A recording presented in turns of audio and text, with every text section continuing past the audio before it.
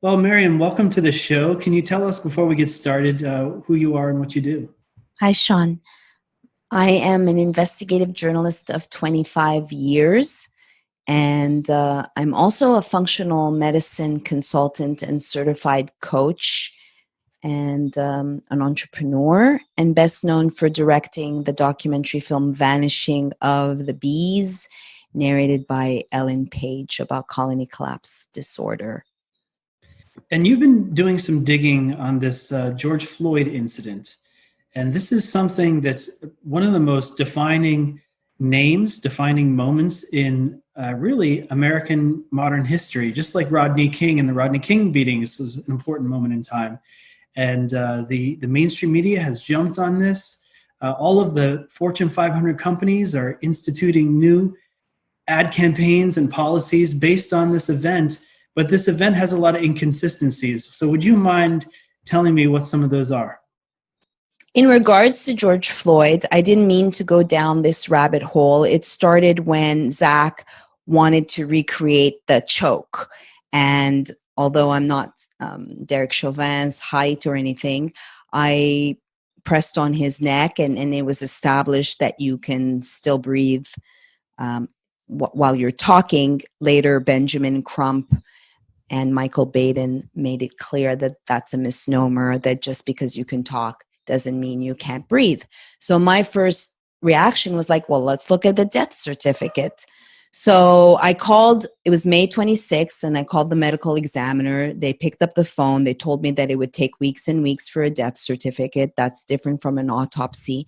I was taken aback because CNN was already publishing preliminary autopsy reports, and I was wondering where they were getting that from.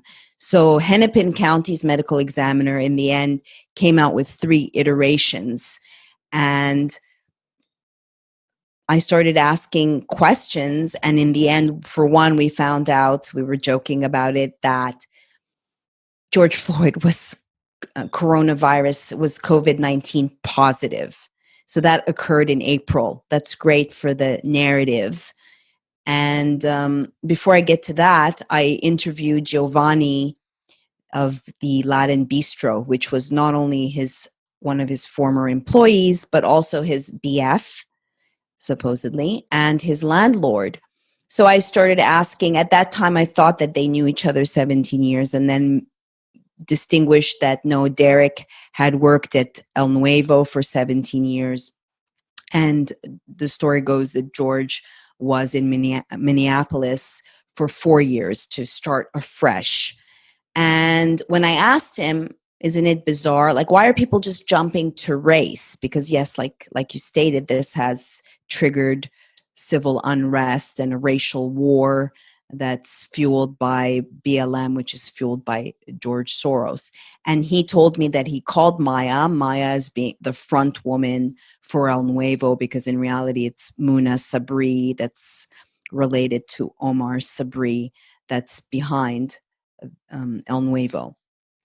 And he told me that Maya told him that they worked on different days and likely didn't cross paths. Now, I think that that was an undeniable fact that Benjamin Crump, the attorney for the George Floyd family, later stated that that will be an essential point in the case. Now, as far as inconsistencies, if we look at Michael Baden is supposed to be the independent examiner. He's not so independent. We learn, yes, that he represented Epstein and actually found that it was a homicide and Epstein didn't kill himself, but he also represented JFK and Eric Garner, for instance. So Eric Garner was also someone in 2014, a Black man, that also happened to say, I can't breathe 11 times, which I found, a little bizarro. I found it bizarro that Bridget, the day after on television, has I Can't Breathe t-shirt. Now, I don't know if print shops are essential. I don't know, maybe someone gave it to her as a gift. I think that's in very poor taste to have I Can't Breathe blazoned across your chest. Then I found out that Matt Taibbi a journalist, wrote a book called I Can't Breathe.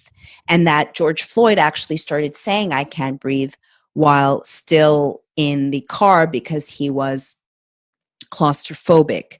So I've looked at the autopsy reports in depth, and who is really the independent medical examiner? When Michael Baden, for one, they remarked that just because you can talk doesn't mean you can't breathe.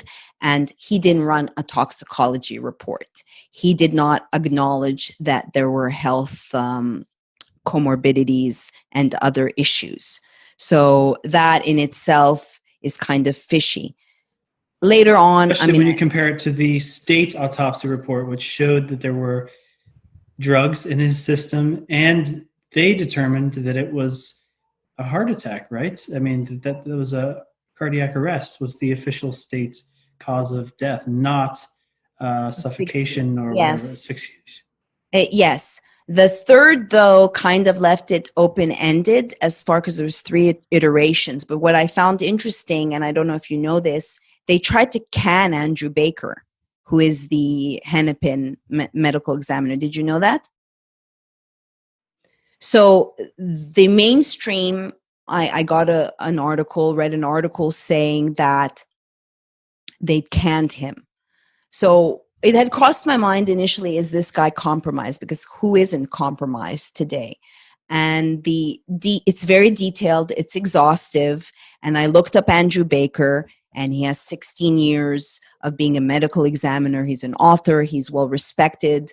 I used my intuition to kind of scan him, even though that sounds woo-woo, and felt that, okay, no, this guy is the real thing. This is really the independent autopsy report. Well, then I learned that, no, in fact, they tried to can him. There were two people that were sitting in the meeting, and they stated that Andrew Baker caused, quote, irreparable damage to the Black community. Really? How? By doing your job, buddy? That doesn't make any sense. They didn't have any context for that statement, did they? No. And in fact, what wasn't reported was on Thursday, because I accessed the whole, not the Tuesday meeting, but the Thursday meeting. You could go and see it. It was recorded. And then they voted to reinstate him, and because his term was up, and renew his term for another 4 years and speak about him and say very positive things. So I found that interesting. I really, by doing your job, you're causing irreparable damage. So Benji and Michael, why are you not running a toxicology report? I also called the NMS labs that they did the tox part of the autopsy. Of course, they couldn't comment. And they told me, because a lot of times now, as a journalist, you just play the merry-go-round. You call this person, they tell you to call the person you just called, and you just go in the runaround. So another thing that I wanted to find out, if you look at the autopsy report, there's a section that shows all the medical interventions. Now, if you're covering the story, you realize that there wasn't proper paramedics, that they did not give him CPR. That was something really strange to me, the sequence of events, how even on video, there are these people who show up who don't check his vitals. I mean, that seems to go against every protocol that is normally used. Yes, they check. I think they checked his wrist, and they didn't give him a CPR. So then I called the hospital, Sean, to say, what are these medical interventions? He was not a DOA. He was not a dead on arrival. And it was stated that they spent 90 minutes to do whatever they can. Where did you get the extra 30 minutes? 8:30 is the time of the incident, and then 9:25, he's pronounced dead. So I just clearly wanted to know, when did you do, they intubated his tibia, which I found strange. They put a tracheal tube. So did they ventilate him? What exactly happened? I'm just sincerely wanting to know. So when I called the hospital, the press person told me to call the medical examiner. And I have that call too on my repressed YouTube channel. And I'm like, no, that's wrong. The medical examiner is just observing. I want to speak to whoever did the actual procedures just to find out. She directed me to an article. She actually told me, the person at the hospital, to read an article in the Tribune. I'm like, oh, is that how it's done now? You're just parroting and prostituting yourself? You just read an article and just re-report on that? I did go and look at the article, and it's confusing because they're talking about both sides of their mouth and saying that they spent 90 minutes, but then he was dead on arrival, but he was not. And so nobody could tell me exactly when they did these medical interventions. That article did state that they use the procedure load and go, that sometimes it takes more time to unpack everything from your ambulance, and it's easier to just put them in the gurney.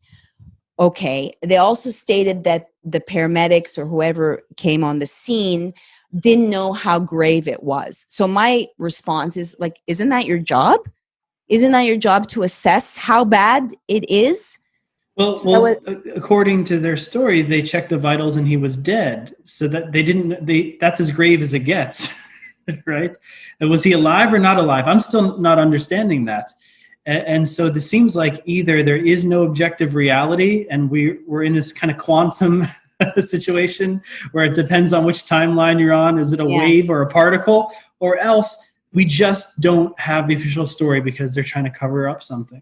And they're trying to tote their narrative, just like they're trying to illustrate this was a gentle giant. His GF fiance, whatever, Courtney, says, quote, he's the most spiritual person she ever met. So that it's like, does that make me Mother Teresa? Really? George is the most spiritual person you've ever met, honey? So then you look further, now the fires are breaking out, and I look into, just curious, like, okay, let me look, how close is precinct, I'm going to use Google this one time. How close is precinct 3 to ENR, to La Raza station, and Omar Sabri's property? So it's all within blocks. It's like 8 minutes, 2 minutes from ENR to ENR from the police station. So it all burnt down.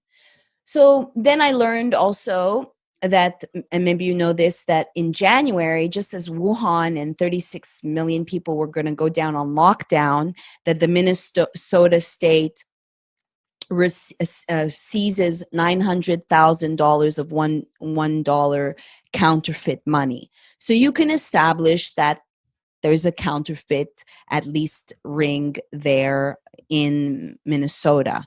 So think of the Ozarks.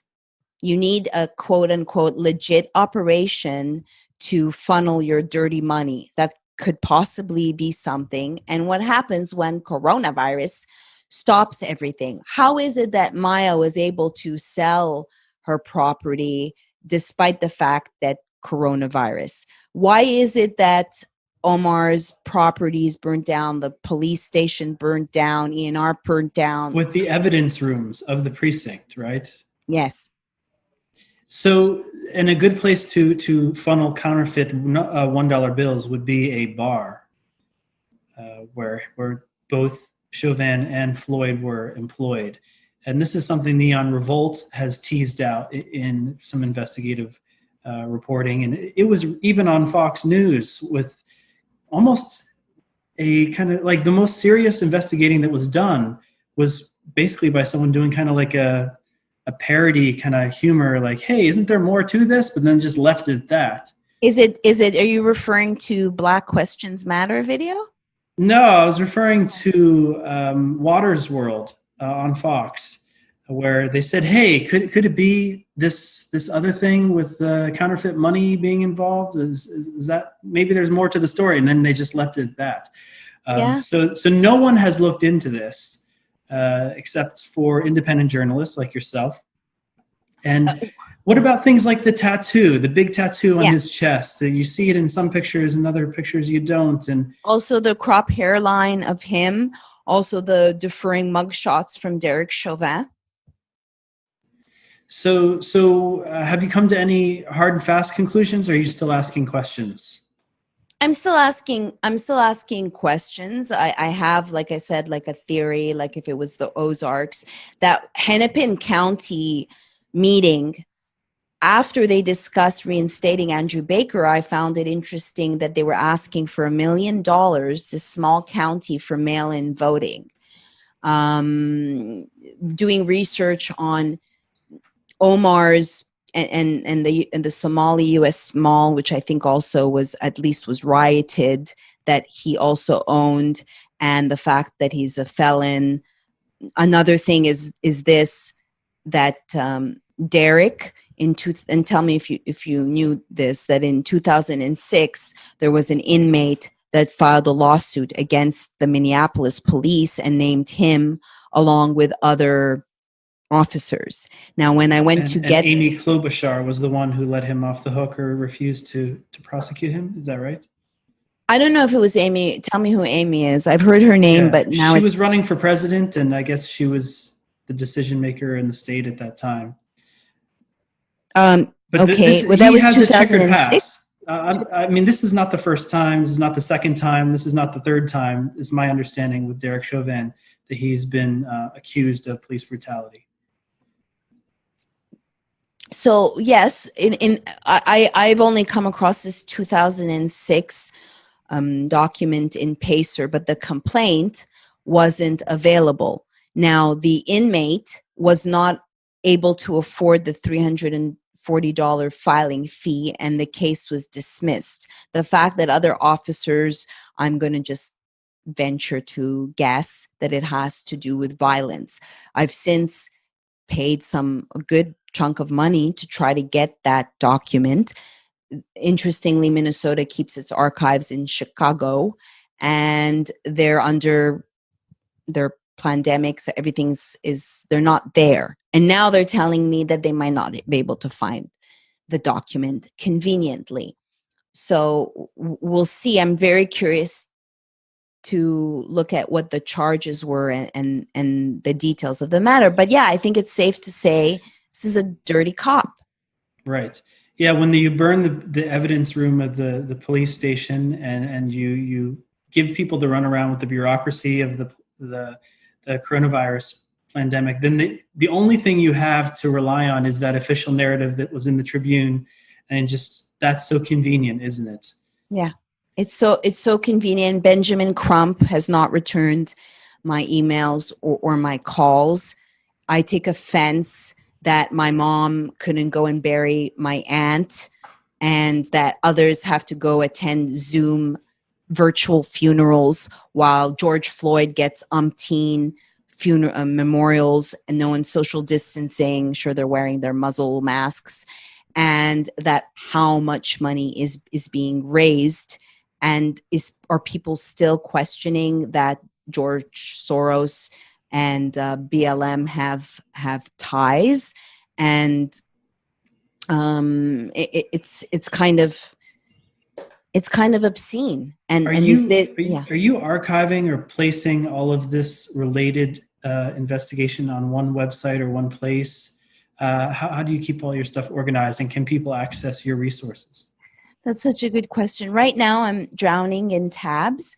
I have a George Floyd, like Google. I use Google Docs, I admit it, with all the links, and I'm going to be putting together something. But I'm also like putting together a coronavirus chronicles, because I've been covering this since January, beginning of January, and I'm also teaching myself how to edit. So I have just, and as you know, we're living in an infodemic. I'm drowning in tabs, and I'm trying to find someone like Young Pharaoh, or I don't know if there was a documentary in Plain Truth, someone who's done as much research that can help me, or want to have a conversation so we can go deep into the details of things that I may have not looked at. For instance, I learned that George Floyd have ties to the Boule. You see that Benjamin Crump has this big eagle on his lapel every time he gives a speech. So I will get back and I hope put something together. I'm not, as a friend of Zach was like, don't tap out on this to Zach. And, Zach had moved on, and I'm not going to tap out on it. The next, Derek Chauvin, I just asked today, the plaintiff's, well, his attorney is on June 29th. And I want to see how I can get access, how they're doing it, because he had a court appearance. Supposedly, last I checked, he was on suicide watch, right? One of the 4 officers posted bail. I think this notion, Sean, of like, I saw it on TV.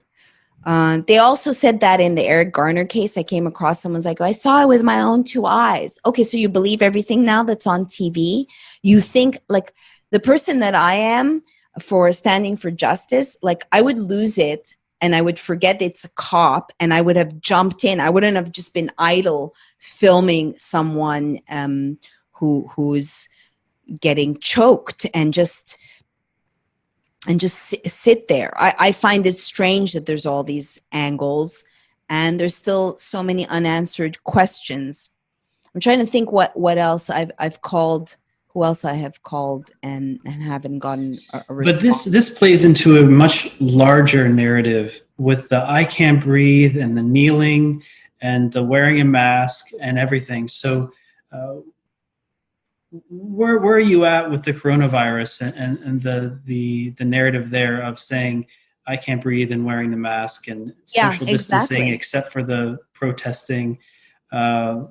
Let's try to take one step back, more 40,000 foot view of where this George Floyd incident is in our culture. Yeah, I'd love to answer that.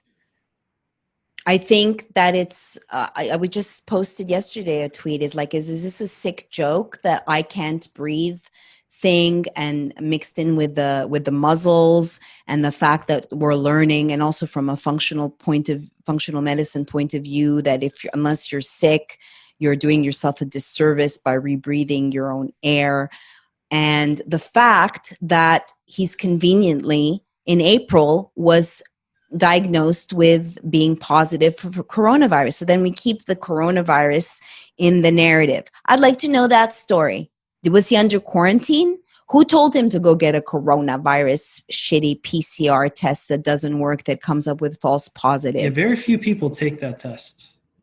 Yeah, never take that test. It's a faulty test that Kay Mullis himself, the inventor, said this is not a diagnostic tool. So really, once you find that out, and you find out that the models, the presumptive models, were wrong and Bill Gates funded, it should be end of story. But yet they're still peddling.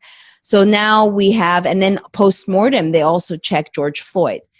Now, early on, if we go back, Dr. Birx and others, just recently there was a 4-hour congressional hearing where Fauci made a comeback with Renoir and Redfield. And it's very clear to me, at least, that the Blacks, their lives matter because they're the low-hanging fruit. And there was already a flu surveillance program. So now it's convenient that, they're going to get all the Blacks rioting or protesting or whatever, and then they can go back and say, you are public enemy number 1 for coronavirus, meaning you're a target. We need to test and track and trace all of you. So that's wonderful. Actually, Bill Gates' wife said last week that the first people who should get a coronavirus vaccine should be Black people and Indigenous people who are in the healthcare field. Yeah, that's great. Thank you. I will say that there was an article in the New York, NBC, that said exactly that in order to properly develop a vaccine, we need to have Black guinea pigs. Is that what you're referring to, basically? I think, I'm not sure what the reasoning was. Of course, the reasoning for people in the healthcare field is that they're on the front lines.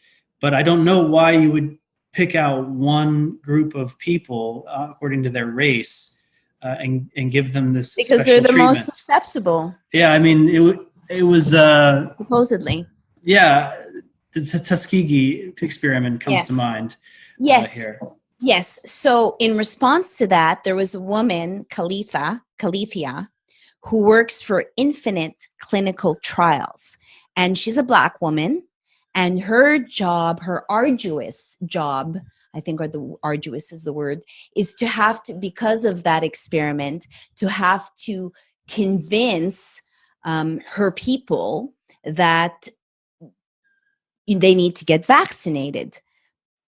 And you look, I'm like, I'm going to look into you, Calithia. Oh, you are the CEO of Infinite Clinical Trials. Your job is to experiment on people. Now, I'm not saying that there's no value in running clinical trials on people. This is nothing new. But when you look at Calithia, you see her sponsors are people like companies like Pfizer and other biotech, pharma like companies. Her job and then her specialties, first of all, she's situated in Moreau. So that is her clientele are African Americans testing on her own people. One of the many specialties, so because she specializes in doing clinical trials on sick people, whether they're Black or white or blue, 1 in every 2 people today has a chronic illness. So she wants to get an account so she wants to get that account. And when you look at the demographics, it's interesting. I noted that, okay, maybe they had a crappy web developer and they got a crappy stock photo. There's like 2 or 3 people in the photo that are Black, and then the rest are white or Asian. When you look at the demographics, even though the majority are African Americans, she lists them as number 3, but they are number 1. So then I looked at her LinkedIn. Why, Calithia, are you only following white influencers? Do you really care about your people? Or are you one of the many, like Barack Obama, that is pretending to care about their people and not? That's valid. So it's clear to me the low-hanging fruit, and I said this early on when we were introduced with community transmission, that the low-hanging fruit are the nursing homes, are the Native American reservations, are the Blacks, are the homeless shelters, and are the prisons. That I just don't buy it. I don't know what's going on there. We know that a lot of people are, I believe, dying by COVID-19 default, whether they're being ventilated. That is pretty much the nail in the coffin to someone's life. And I don't know if you came across, pretty much this documentary cemented a lot of things that I've been saying in February. This woman, Erin, that was a contract nurse that went to work at Elmhurst in New York and stated that they're pretty much killing people and mixing non-COVID-19 with COVID-19 and ventilating people, which are leading to their death. So I think in the bigger scheme, like you said, if you take a step back, now every day we're like, I think yesterday was a crazy fake news that we've reached the most new high, most cases in a day since this happened. And then of course you heard about like put in any 3 numbers and new cases, and whatever you put in, voila, magic, Right. it will come up. And I was listening to Harry Vox do a bit on the Nielsen ratings, because you're wondering, this is a great awakening, and when I call it the tipping point of truth. And I think we've reached that tipping point of truth, but that the mainstream media will not cop to that, and that we are waking up. Because if you go to any page, if Bill Gates is speaking during the Fauci, this 4-hour testimony where they asked Sean for $11 billion to reach the people that they want, and it will help fund a consortium of nonprofits, including the one that's called 100 Black Men, or clearly. And during that 4-hour interview, there were more Black voices, supposedly, I don't know, somehow involved in government, that were asking questions. It's just like that year where they gave more Oscars to African Americans, and that somehow that helps remediate because there is police brutality, there is unfairness, it is happening, but it doesn't make up these, like taking Aunt Jemima off of the cover after 130 years. Why don't you put syrup in the syrup? You really care about Black Lives Matter? Go look at the ingredients as a functional medicine consultant of corn syrup and poisons. Don't tell me Black Lives Matter or any lives matter by selling that crap. It's all virtue signaling. Yes, it is. And without QAnon, I would really be lost in information overload, because what Q does for me is it points me to certain parts of the narrative and resources to look into. And something Q has pointed out a lot lately are the nursing home deaths. And so just asking people over and over again to reconcile the fact that it's just common knowledge with influenza and stuff like that, that you don't put the elderly people at risk, that elderly people are already at a higher risk. And that was known from the very, very beginning with coronavirus. And there was, enough room for these coronavirus patients in other places. And yet they forced these nursing homes to have coronavirus positive patients. And half of the coronavirus deaths were basically in these nursing homes. Yeah, it's a soft culling. Yeah, it is. It's a soft culling. And so that's a very hard pill for people to swallow. They really don't want to acknowledge that anyone could purposefully want to kill people. And I think that is the Great Awakening. The Great Awakening is being able to acknowledge the fact that there are evil people in the world who do want to hurt you. And so how do you think people can cross that line? Because people like you and I, probably, we were kind of different the whole time. We were kind of resistant to compliance and all of that for many years of our lives. But there are many people out there who they get their news from CNN, and it's hard for them to cross that barrier.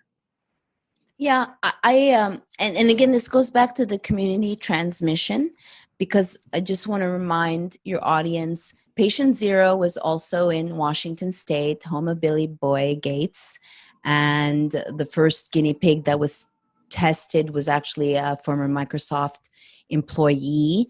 And I called early on, still in San Francisco with Zach in the mission, called the Washington State Department. And it was established that the infected were returning from Wuhan, and Patient Zero, which is always a fuzzy story in any pandemic, epidemic, fairy tale, was a returning traveler, and that they quarantined supposedly 60 people. And then the week after, we are introduced with community spread, and we see that it's happened in one of the nursing homes. What is really going on? You have to think of the variables. There's air con system, and there's the ventilators. They're already sick. And I also called 5 to 6 nursing homes in Quebec, which is where I'm from, high rates, in New York and New Jersey. No nursing home could talk to me. As soon as I said I'm a journalist, click, or I can't speak to you. And it's like, is there no one with a conscience that could come forth and say what is going on? And then we hear with what happened with Cuomo, with putting people non-COVID with COVID in nursing homes, which is totally cuckoo and doesn't make sense. So to answer your question, I refer to my mom, because when I told my mom this is global pandemic, and Zach and I arrived the same day that coronavirus arrived in Costa Rica. So then I could see the rollout of like, learn to lavas los manos, the same crap, and it's cemented even more. I already assumed that. So to those people, I wrote a piece in Baxter, how censorship and coronavirus don't mix, and to suspend your belief, because it's a huge red pill to swallow, that this is orchestrated. And my mom was like,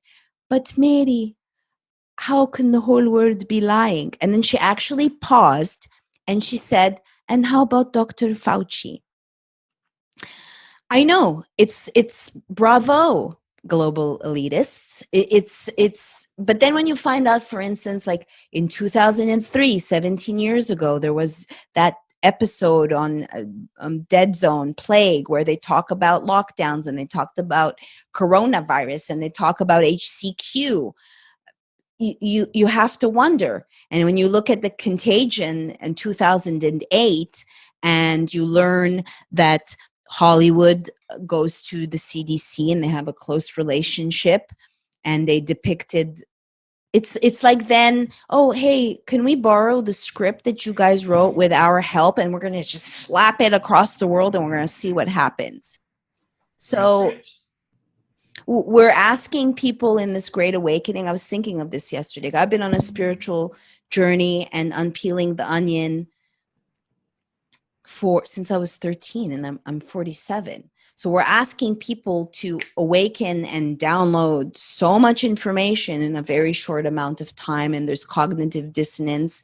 And I mean, I've been talking about depopulation since making my movie Vanishing of the Bees for like 10 years, and now we can finally speak freely about it.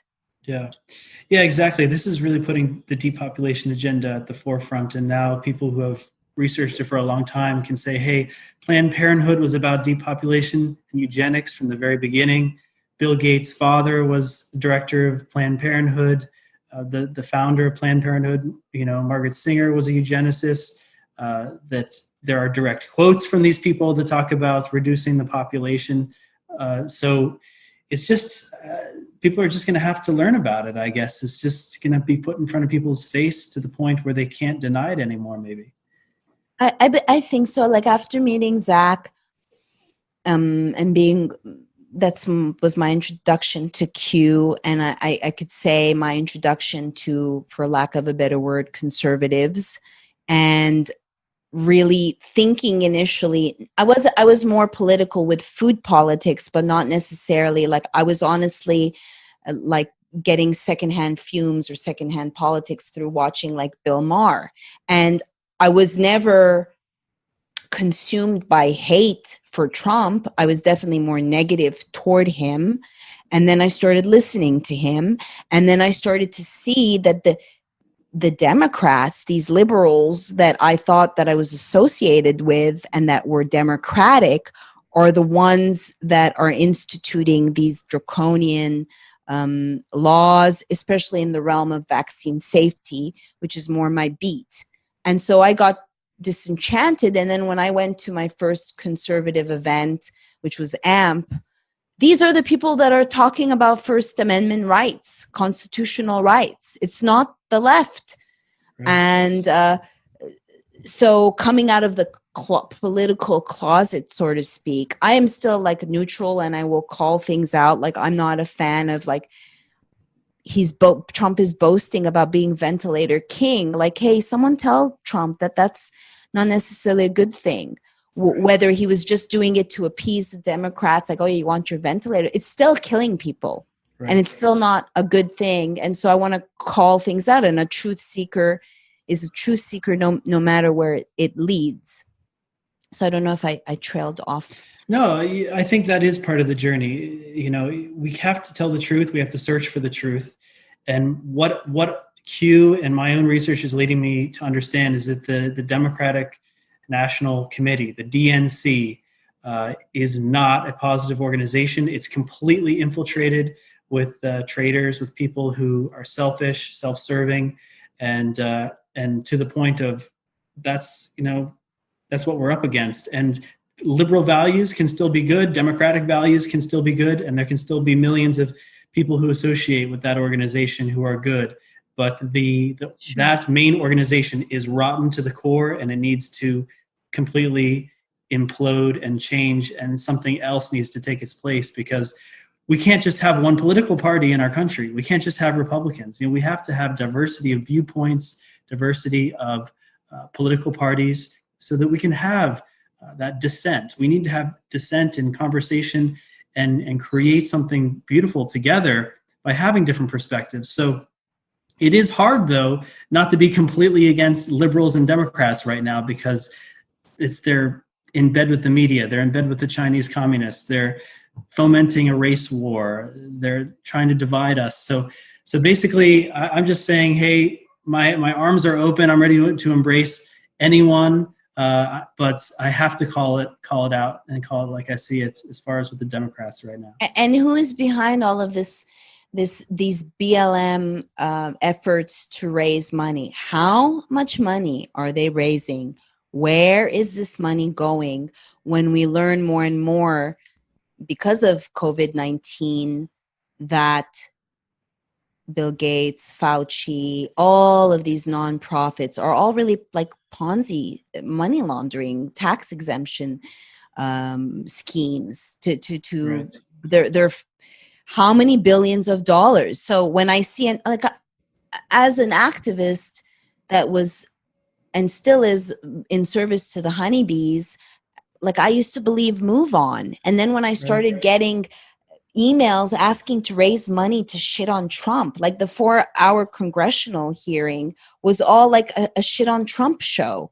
And then it makes me wonder, is this really a soap opera and political theater? And why is he allowing them to crap on him like this? To that extent, when they blame Trump, when they parade their fake numbers and they blame it on Trump, Trump's not the doctor. Trump's not the COVID-19 task force. You know, did you know Dr. Birx went on a call? There was a faith leader, Jill Noble, that was on that call. And Dr. Birx told the faith leaders that are not even gathering in person, because church not allowed, Walmart is open, that they are the highest population of outbreaks. They make up the high. And to not sing. Right. Don't praise God. Don't open your mouth. Don't praise God. When you learn that BLM, their mission statement, like what their aims are, what does that have to do with Black lives? No one, I think, is questioning that we have to reform the police, that there is police brutality, but to completely defund the police, to make it your mission to vote out Trump, reveals your cards, when it's to break up the family nucleus, you wonder who is really behind. And then you have people that are just like all these whites that are taking a knee. This is crazy. So now we have what has been done arguably for how many hundreds of years towards Blacks. Now to level out the playing field, we're going to do it to whites. I don't believe in an eye for an eye. I don't think that gets you anywhere. Like yesterday, Zach was showing me all these Black people hitting on these white people and the savagery. And what does that do when you even watch that? It's just a never-ending cycle that, okay, some of these statues, arguably they shouldn't be there because our history is not accurate, or is there's half truths there. But to condone the defiling of America, where we are acting like juvenile delinquents, that is mind-boggling to me. Yeah, we're acting pass on the mainstream media, so that just shows coordination. So where can people go to learn more about your journalism and your research and your documentary? I would invite people to check out Twitter. I am shadow banned and censored, but I love Twitter. I wish Twitter loved us back. And to follow me on Twitter, I joke that I work for retweets, and my YouTube channel, and I write for Vaxxter, I write for Patriot Soapbox, I write for other places, although I used to write for the mainstream and now rejected. So yeah, I would invite people to, and also to go to honeycolony.com, which is our health and wellness magazine and marketplace that's, by the way, also under attack due to an operation headed by the FDA called Operation Quack Hack. A real name. Interesting. That's a corny name for a corny organization, but I will put the links for all those below so people can learn about it and buy some healthy products as well. Thank you. Yeah. Thank you for your time. Thank you. Calm CBD Roll-On from Nature's Ultra is infused with powerful Young Living essential oils like lavender, frankincense, and eucalyptus. This unique blend creates a peaceful environment to help relax and quiet your mind. This is the perfect roll-on for when you're trying to wind down for the night because it helps support a soothing, restful night's sleep. Learn more at naturesultra.com. Hi, it's Sean Morgan here. As you know, I'm not a doctor and I don't give medical advice, but I wanted to talk to you about a revolution in the health industry, and that's CBD. It's touted to help almost everything. I don't make any claims about it treating any diseases, but I will give you a link for Harvard Medical. You can check out and do your own research. But CBD is short for cannabinoidal, or something like that. I can't really pronounce it. But it's basically a plant-based compound found in hemp. And a common misconception is that it will get you high, but it doesn't have THC, so it's not going to do that. And from what I've researched, it seems to be federally legal in the US, and it should be in every state, but you can double check to make sure in your state. But it affects the endocannabinoid system, and this is a regulatory system with powerful effects on the hormones, nerves, digestion, pain, stress, and the brain. And researchers are really calling this system the great regulator and the new frontier of plant-based medicine. And so it's really exciting. I'm going to talk to you about Nature's Ultra, which is owned by Young Living Essential Oils. They get their CBD from high-altitude farms in Colorado. And they don't have to use pesticides because they're in high altitude. And they rigorously test their products to make sure they don't have any heavy metals. Because nowadays, you can get CBD almost everywhere. You probably see it in your grocery store and your pharmacy and 7-Eleven.